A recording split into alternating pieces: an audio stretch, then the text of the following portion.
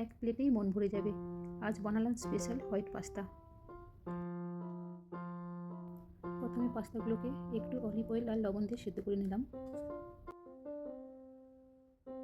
প্রথমে কড়াইতে বাটার দিয়ে রসুন কুচি ও পেঁয়াজগুলো ভেজে নিলাম। সঙ্গে ক্যাপসিকাম দিলাম।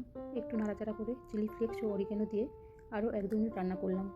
এখন পাস্তাগুলো দিয়ে সব সবজির সঙ্গে ভালোভাবে মিশিয়ে নিলাম।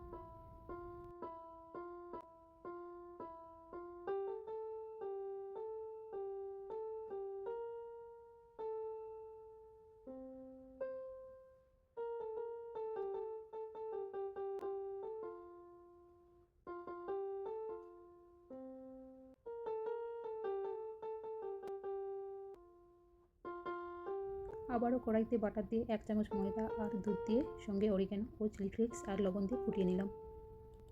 সঙ্গে চিজ দিলাম আর আগে থেকে সেদ্ধ করে নিয়েছিলাম কর্ন, সেগুলোও দিয়ে দিলাম।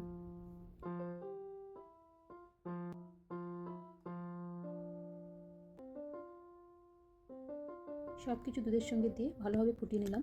তারপর পাস্তাগুলো দিয়ে 1-2 মিনিট রান্না করলাম।